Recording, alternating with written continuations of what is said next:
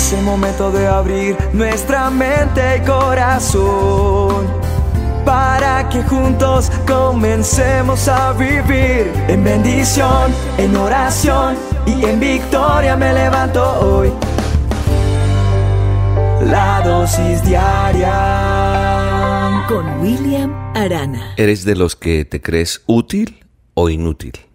¿Por qué hago esta pregunta? Porque, ¿sabe? Muchas veces he escuchado a personas decir yo no sirvo para nada. De hecho, yo también lo dije mucho tiempo. Decía yo no sirvo para nada. A mí Dios no me tiene en cuenta, eso es para otra persona. Pero a veces creemos que esa comisión que a veces Dios da o ese privilegio no es para nosotros. Por muchas situaciones. Porque tal vez no nos creemos capacitados. Porque, bueno, en muchas cosas. Mire lo que me encuentro en la Biblia, en el manual de instrucciones, dice en 1 Corintios 1:27, que de lo necio del mundo escogió Dios para avergonzar a los sabios, y de lo vil del mundo escogió Dios para avergonzar lo fuerte. Y entonces veo yo ejemplos en la palabra de Dios en la Biblia, como el caso de Moisés, quien muchas veces se negó a ese llamado que Dios le había hecho. A muchos, al profeta Jeremías, a Gedeón, en fin. Y sabe una cosa, la lucha que tenemos nosotros interna se debe a que no estamos de pronto lo suficientemente preparados o lo suficientemente maduros. Ponemos miles de excusas para servir a Dios. Ahora, cuando hablo de servir a Dios, no estoy hablando de que te tengas que parar a predicar específicamente. A Dios se le puede servir de muchas maneras, de muchas formas, en tu profesión, en lo que haces.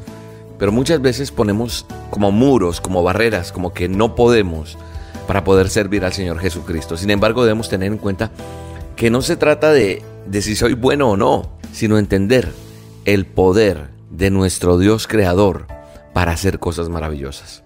Mire, les quiero poner un ejemplo. Pedro era de Galilea. Hablo de Pedro, el personaje de la Biblia, el discípulo.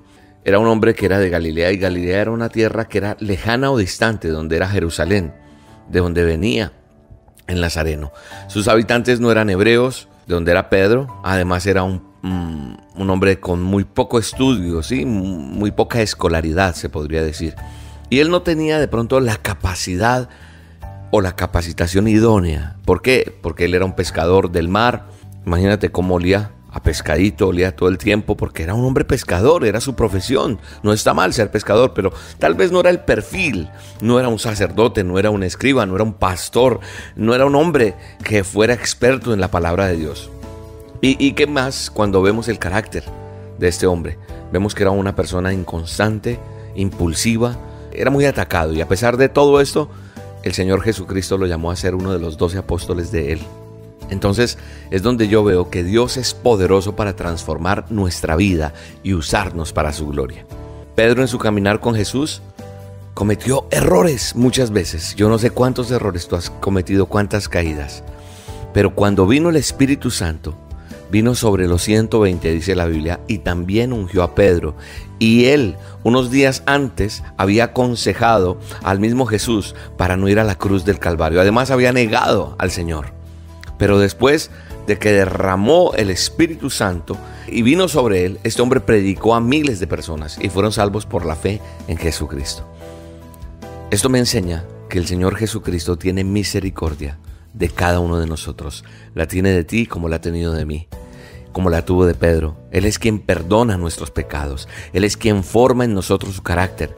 Entonces, en eso que tú no te crees capacitado, en eso que tú no te crees con poder para pararte en esa palabra que Dios te da, pues hoy te está diciendo, Él te va a formar. Yo voy a hacer contigo lo que quiero hacer.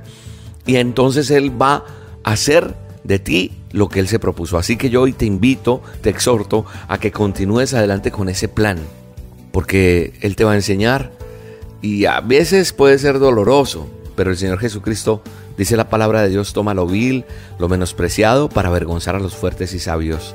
Y de esta manera nadie se puede jactar de la presencia de Dios. En la presencia de Dios nadie se puede jactar, porque toda la gloria es de Él. La honra y la gloria es solo para Él. De esto que yo hago todos los días, la dosis diaria. Es Él quien merece todo honor.